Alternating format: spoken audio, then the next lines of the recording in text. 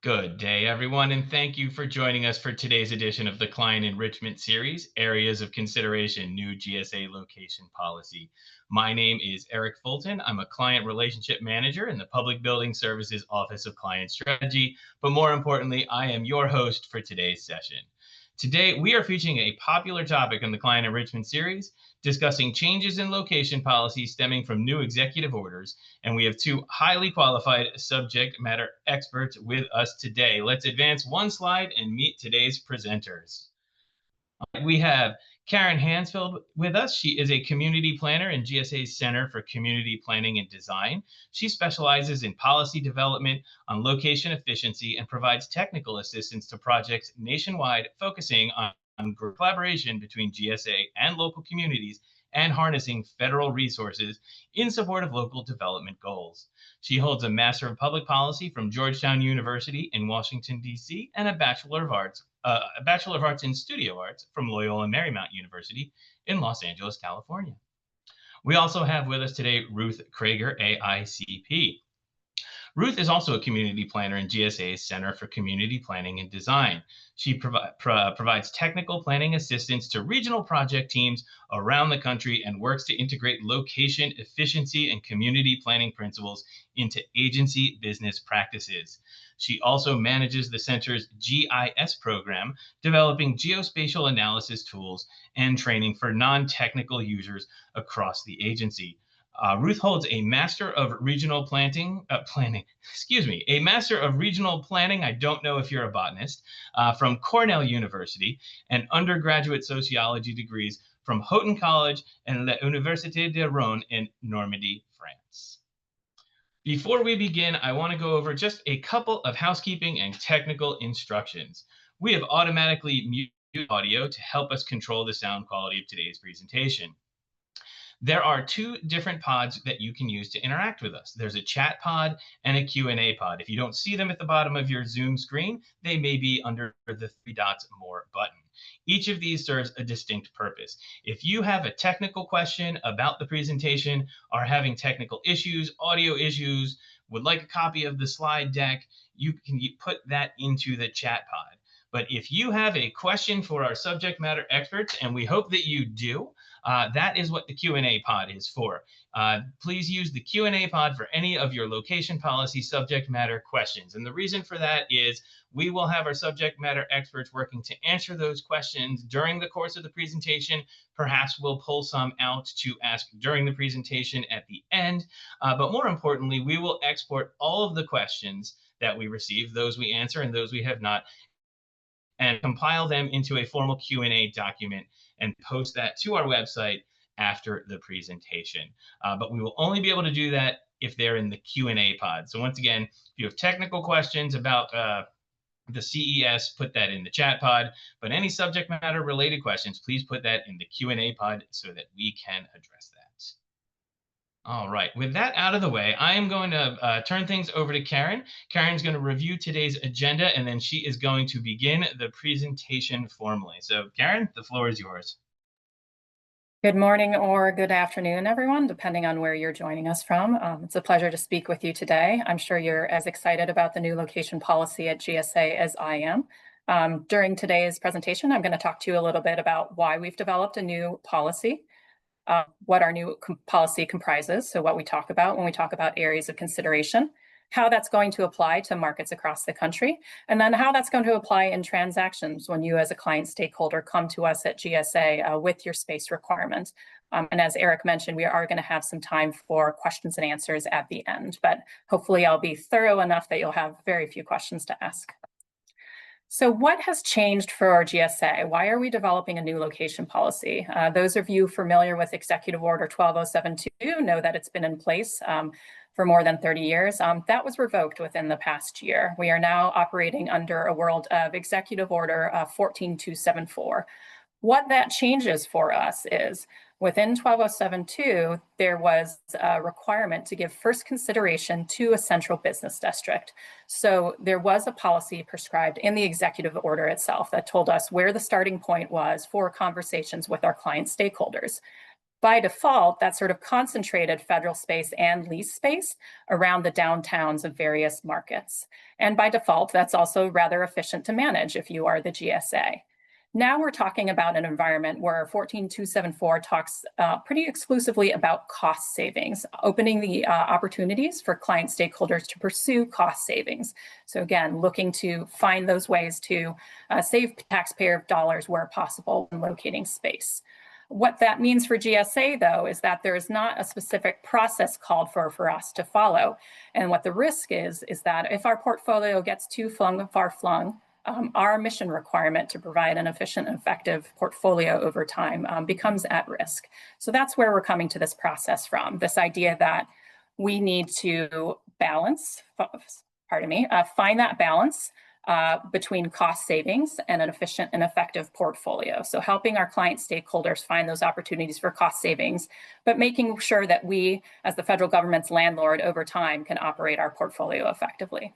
We're also looking to develop a process that is consistent across the country and is driven and backed up by data. So we're looking to make this something that's applicable in all markets where we're going to implement this policy, something that people can look to and understand that we've taken a thorough sort of vetting process and look at these markets to understand where it's advantageous to the government to locate.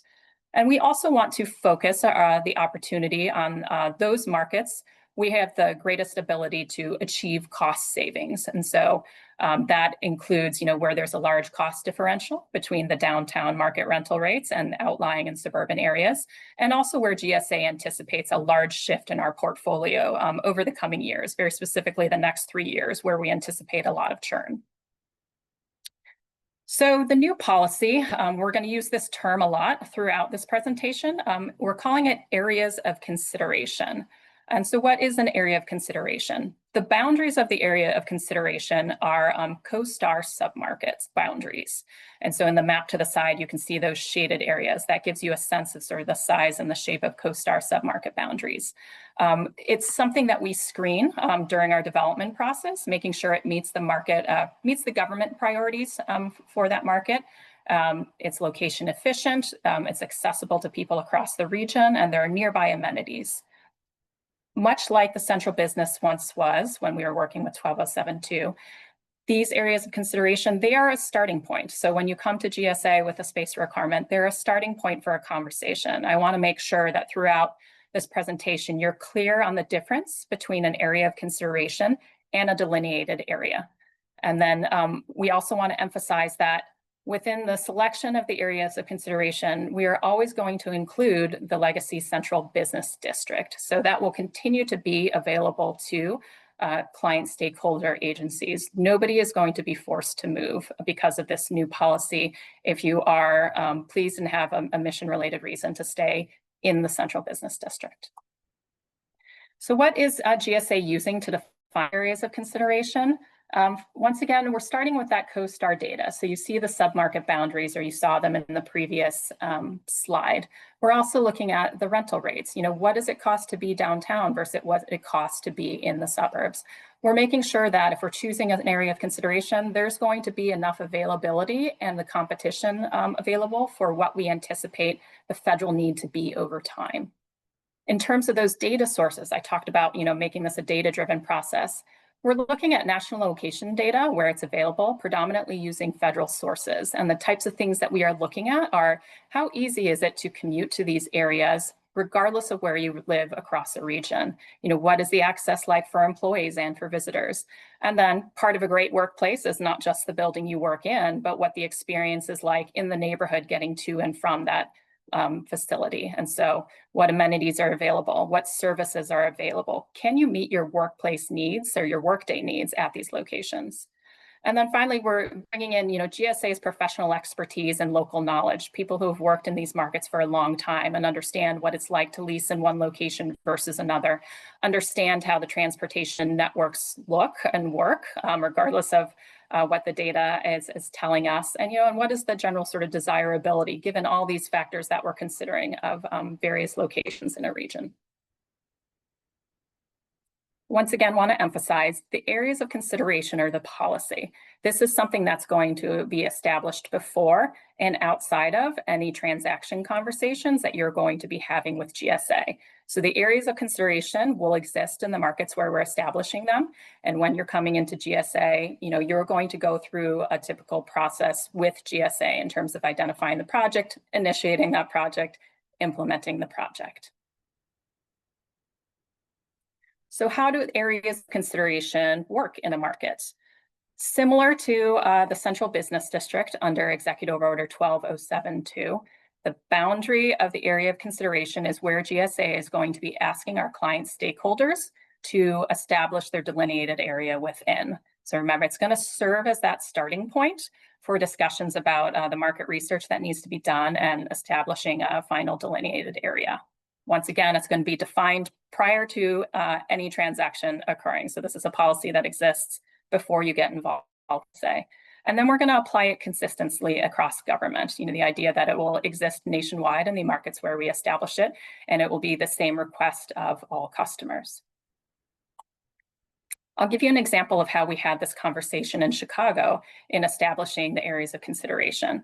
So if you look in the map here, the blue boundaries are the CoStar submarket boundaries. The orange dots are the offers available in CoStar right now. And so if you give the dots a glance, you can start to see clustering of those spaces, and that tends to show where a commercial district is. The red circles, or ovals, however you want to describe them, are circled around the areas where the conversations with the GSA professional teams and the data that we are looking at started to coalesce around these locations as being very efficient in terms of location. Chicago has the advantage of Lake Michigan, but what that means is there's no circularity to commuting patterns in Chicago. If you're coming from the far south or you're coming from the far north, it's a long commute from the far south to the far north. It's a long commute from the far north to the far south. The West offers a little bit more equitability when it comes to traveling across the region, no matter where you live, and trying to get to a workplace. So we started to settle around these areas. And then some of the other data I described sort of underscored the desirability, the usability, and the appropriateness of these areas for GSAs. So again, using that staff expertise to refine the data. And in this case, we decided to combine multiple submarkets into areas of consideration. And what that turned out to look like, in these maps on the left, you can see the suburban areas of consideration, and to the right, that's the Central Business District area of consideration. So to describe them a little bit further, in the suburban areas of consideration, once again, those orange dots are the offers in CoStar right now, which gives you a sense of the commercial development clustering in those areas. You can see that the submarket boundaries are fairly expansive. We anticipate, once again, in working with our client stakeholders, that the delineated areas will be smaller than the area of consideration as it becomes more clear of what the needs of the transaction are. So remember, areas of consideration are a starting point. Within the downtown Central Business District, GSA made a decision to make a change slightly to what the CoStar submarket boundaries offered based on professional expertise. If you see the waterway there, that is the Chicago River. To the west of the Chicago River is part of the West Loop submarket, but we know from experience that market asking rents are significantly higher there than in the rest of downtown, and that most of the federal facilities actually exist east of the river. So in terms of GSA's business needs, the opportunity for cost savings and gliding our client stakeholders, we are going to be establishing that area of consideration with the Chicago River as the north boundary and as the west boundary, and Roosevelt Road as the south boundary, to give you a sense of how these conversations have gone and how we've combined data with our professional staff expertise to make decisions. So where do areas of consideration apply? You've heard me use the phrase in markets where we're establishing areas of consideration. Between now and the end of fiscal year 26, we are going to be establishing them in 17 markets nationwide. They are in process right now. As they are rolled out, we will make them available to our client stakeholders. Where we've chosen the markets, we're doing so because there's a high market asking rate disparity between the cost for rent in the Central Business District and the outlying suburban areas. We're also establishing them where we anticipate that GSA has a lot of leasing activity over the next 3 years. So we're sort of getting the most bang for our buck in terms of establishing there and asking people to be very thoughtful about cost savings. Also where we're planning large disposals. I'm sure you've heard in the news that GSA intends to have a lean, mean, and efficient owned portfolio over time. And so part of that process will be moving clients from owned space into leases. When do areas of consideration not apply? Because I'm sure there are those of you on this call right now who can say, well, I have a need to be a certain place. I'm not sure how this applies to me. So the Rural Development Act, for one, still applies. So if you are an agency who needs to be in a rural area, the areas consideration will not apply to you because we are establishing them exclusively in urban areas. They also will not apply when an agency has a nationally consistent mission location requirement. And what we mean by nationally consistent is that an agency function, no matter what market we're talking about nationwide, has the same mission need to have a certain geographic proximity or location. So for example, need to be near an airport, need to be within a certain zip code to serve constituents, need to be located within a certain distance of a US federal courthouse. That is nationally consistent. If it's true of only one market, that is not nationally consistent. It does not apply when GSA identifies backfill opportunities into owned or leased space. That requirement on GSA still applies, that we are supposed to backfill into space that we already have control of. And then also it doesn't apply when relocations outside the central business district are not going to result in savings to the government. Those markets do exist where the central business district itself is the most affordable submarket in an area.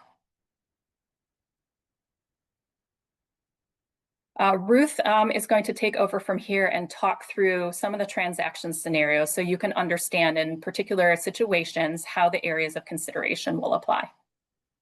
Thanks, Karen.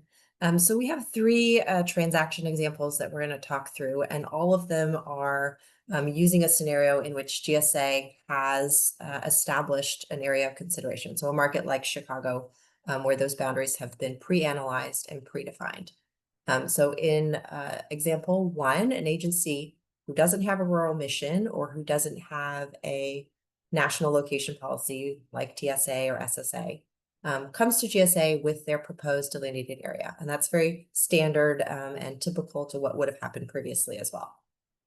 So we're going to do the same things we did under 12072. We're going to look at what the agency brings to us and understand if it aligns with our location policy. In this case, under this new executive order, we'll be looking to see if the proposal fits inside one of our existing areas of consideration, and if the space requirements will allow for sufficient competition within that delineated area. So if it doesn't, we're going to work with the agency to make adjustments because again, we have to meet SECR requirements, we have to meet those competition requirements, and we're going to look to draw the delineated area somewhere within one of our existing areas of consideration.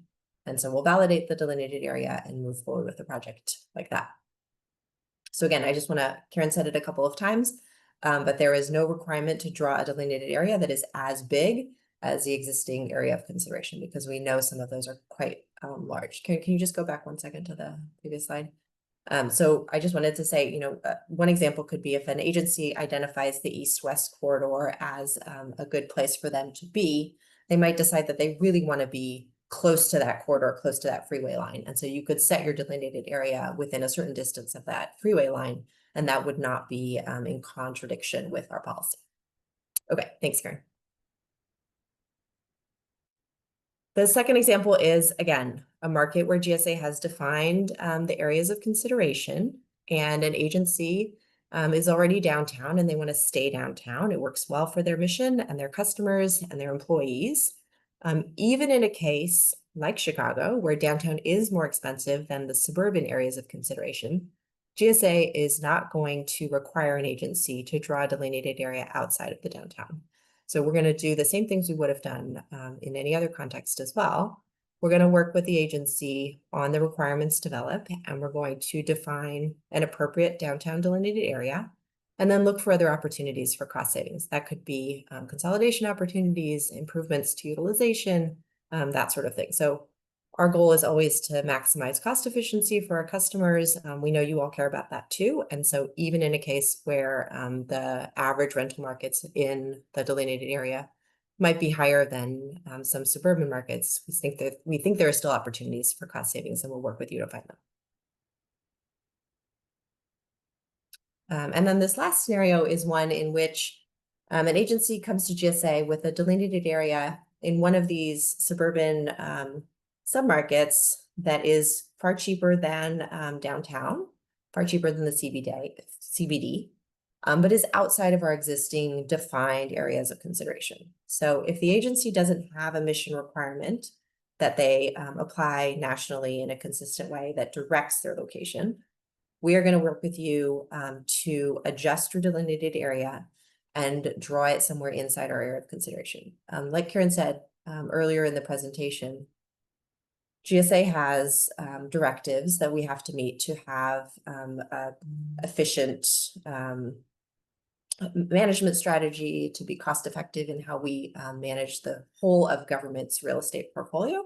And so that's why this policy is trying to bring us all into a sort of standardized whole of government approach, so that we don't end up in Boone County and, the far south, trying to get all of our agencies, customers, into the areas of consideration in a way that somewhat consolidates our real estate portfolio so that we can efficiently manage.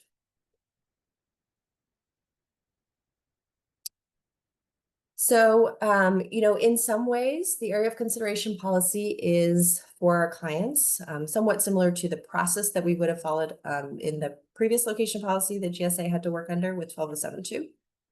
So your first point of contact is still your GSA client strategist, and we'll still be working carefully with you. The client strategist will be working with you to define the delineated area. They'll bring in team members to make sure that there's adequate competition, that it aligns with the policy. There's still going to be a lot of collaboration and in some cases iteration. This is a new policy for us too. And so we anticipate having to review areas of consideration probably yearly at this point, add new areas of consideration in some markets that don't have them currently, that kind of thing. So we have a team of experts from across the agency who've been working on this, and we recognize that we will continue to work on this moving forward. And so the rest of GSA is always available to work with the client strategist to help figure out whatever the situation is, if there's an issue that arises in a specific transaction context. I think that's the end of our slides. And so we'll start going through some of the questions that we've received and try to answer as many as we can during this presentation or in the document that we'll share after the presentation is over too. I'll actually jump in first because I was taking a quick peek at the Q&A, and one of those I think I can answer. Someone had asked about whether this presentation will be shared, and yes, it will, and I'll just explain how that works. So following this presentation, either later today or tomorrow, everyone who is in attendance and registered will get a follow-up email, and that will have a link to the Zoom recording of this presentation with a password that you can use to access it. What we will do on our end following this presentation is work to get a fully 508 compliant version of the video with closed captioning uploaded to YouTube, where it will live in posterity. So we can make everyone aware of that and where that information is. So the answer to that question is yes, and I just wanted to know there will be an immediate follow-up, and then there will be kind of a living location for this presentation online so that you can access it even after that Zoom recording is unavailable. Thanks, Eric. I'll take a couple of the questions that I've seen. So one is about providing a map. So yes, we do have maps for all the areas of consideration, and it is there's a couple different ways that we can share them with the customer agencies when they're setting their delineated areas. And so we've done that in a couple of cases already, and we're happy to work with the client strategists to make sure that customers can see the maps of the existing areas of consideration. It'll probably be we don't anticipate posting them publicly in a way that you can access from outside the agency, but we'll certainly be able to get them to you through your client strategist.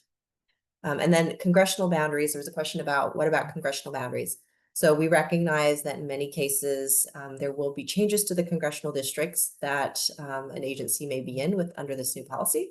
And so the expectation there is, like we did before, GSA will be notifying our congressional delegations or the congressional delegations of the districts when we move out of a congressional. It is part of the analysis that we do when we're setting areas of consideration. We do look at congressional districts, but it's not, it doesn't preclude moving outside of a congressional district just because that's going to happen. I'll clarify that it's the responsibility of the client agency rather than GSA to make those notifications to the congressional office. But yes, that notification still needs to be made as a part of this process. Thank you. Answer, is this policy already in place? As I mentioned, these are in process. Right now, we are working on finalizing them in 4 cities. We anticipate 17 cities by the end of fiscal year 26.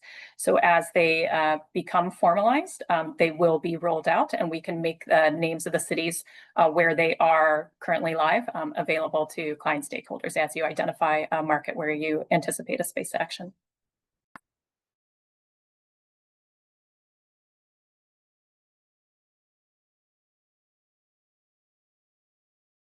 We have a question here of whether an area of consideration or a delineated area is required for a succeeding lease. And Sherry, if you are on the line, potentially that is a question that you would be well positioned to answer. Sure, thanks, Karen.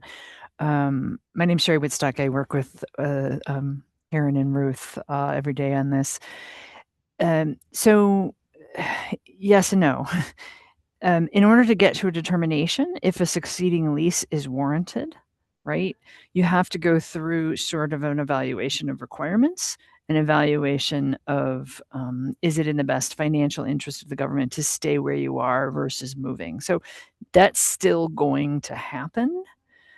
If the question really is, will we be forcing people to move out of one area into another area of into an area of consideration?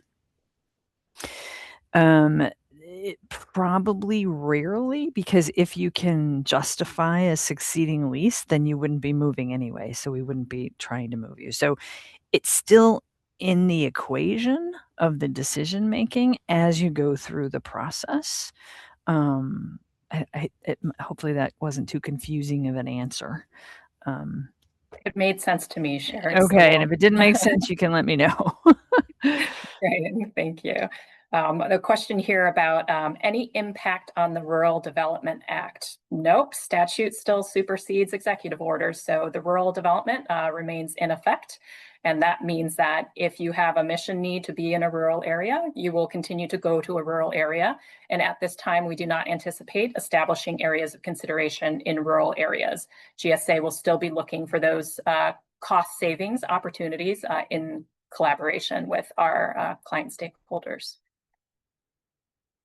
Another question about what is considered a nationally consistent location policy. So to walk through it again, what we're talking about there is an agency function, no matter what market we're talking about nationwide. If you are trying to house it, they have a mission need to be in a specific proximity or in a specific geography. So I'll give the example of, the Social Security Administration needing to be close to constituents. And so that is going to drive their location decision, regardless of where we're talking about in the country. TSA needing a proximity to an airport. U.S. attorneys needing proximity to a courthouse. So it doesn't matter whether we're talking Chicago, Los Angeles, or Kansas City. That is true of their mission need nationwide, so not specific to the market.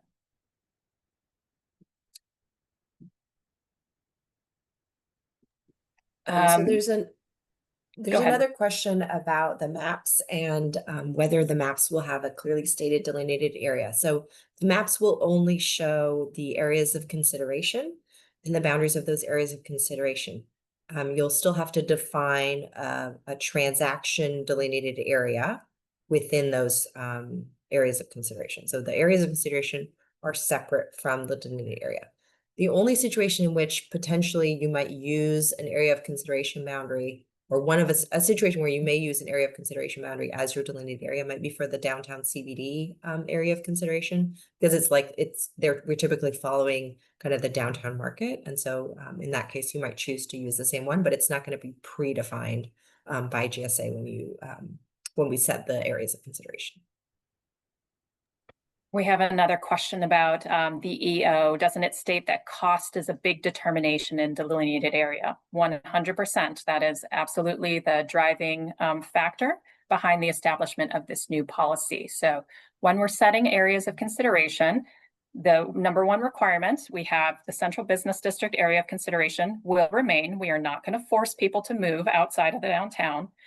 But in order to establish a suburban area of consideration or an outline outside of the central business district area of consideration, it must on average be able to offer savings on asking rental rates. And so yes, when you establish a delineated area within those areas of consideration, the anticipation is we have pre-screened them to make sure that on average, you are going to be able to achieve cost savings there.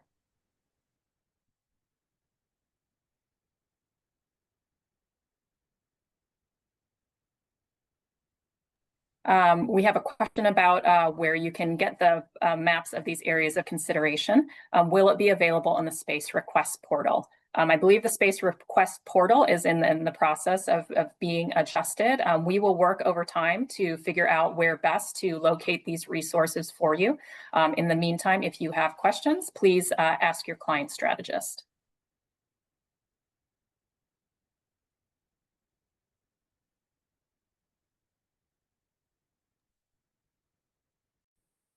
Well, I think that may exhaust the list of questions that have come in. Oh, no, we might have some more coming in. I'll let you look, and I do want to acknowledge someone wrote in and put in the Q&A a list of email addresses of folks who are attending. I assume that is to receive the email and the information we see after the fact. I just want to acknowledge that we do have those email addresses. I copied those down, but also just a plug. Even if several people are in one room or planning to watch client enrichment series together, we do encourage you to register individually. www.gsa.gov/CES is where all of our registration links live. And that is just so that we can accurately capture who attended and make sure that we guarantee to get you the after event information. So, but for the folks who submitted their email addresses, we did capture that. And Eric, I see one more question, and Sherry, this may be one for you to answer. If an agency can show cost savings, how will this affect moving out of a federal building? Great question. So Fed first is still the rule, right? So we still stay in federal space first. And when we talk about cost savings for the federal government, it is for the whole federal government, it is more cost effective to stay in a federal building than have vacant space in a federal building and then going out and spending more money into any market, even if that market has cheaper rent for the agency. So the Fed first view of things is really the whole of government position that the executive order doesn't really change. It's a great question. Thank you so much for asking. And Eric, I think that exhausts the list of questions unless there are any others. So thank you. And I will say, as long as I am talking, which will be another couple of minutes as we close out, if you have any questions that come to mind, please put them in the Q&A. We may not be able to answer them immediately, but we will pull those out and answer them in our Q&A doc. Ruth and Karen, kind of from where I sit in the Office of Client Strategy, and I'm not a subject matter expert on this like you are, but it does seem like the more things change, the more things stay the same. And one of my main takeaways is that that really early upfront collaboration and conversation between GSA, PBS, client strategists, and our customer agencies is going to be critical to making sure this is a success. So I would put that plug in. I saw that mentioned a couple of times. I'll also point out, we have said client strategist, talk to your client strategist several times through the course of this presentation. We have an updated list of PBS points of contact for all of our customer agencies online. That is www.gsa.gov/contactpbs. And you will be able to see who represents your agency, or at least who that primary point of contact is, so that you can start working in advance on all of that information. So as we sort of wind up here, once again, I want to thank Ruth, I want to thank Karen, I want to thank Sherry from behind the scenes for this great presentation. This really was is, you know, like you say, this changes every couple of years depending on things. So it's great to have this updated information. And thank you to all of our customers for learning with us, for participating with us. Once again, we will pull out all of the Q&A that we have received, and we will turn that around into a formal resources document and make that available on our website, which is www.gsa.gov/CES. I'll also put in a plug. We have 2 upcoming sessions in the month of June. These are updates on 2 that we regularly host here. It's great to register and learn about updated information. On Wednesday, June 3rd, we're going to have our friends from the Reimbursable Services Department back with us. We are going to be discussing updated RWA policy and process fundamentals. And then later that month, on Wednesday, June 17th, we are going to have an update on the GSA Water Quality Management Program with our subject matter experts in the Office of Facilities Management. The RWA policy and process is one that we run a couple times a year, and every year it is updated, every year it's different, and every year it applies to you, our customers. And the GSA Water Quality Management Program, if you have been following along with us, has been something that we've been working hard on, particularly over the past couple of years. We've always had a program in place, but it has ramped up in the past couple of years. This is our first update in quite some time to let all of our customers know what is the status of that program. So once again, as we close out, you can submit your Q&A, but I do want to thank all of our presenters and subject matter experts for being with us today. And I want to thank the Client Enrichment Series team behind the scenes. And I do want to reiterate that the goal of the Client Enrichment Series is to engage our audience in the workplace topics that contribute to your mission success and to the effective management of your real estate and workplace programs. Once again, thank you, and I hope everyone has a wonderful rest of your day.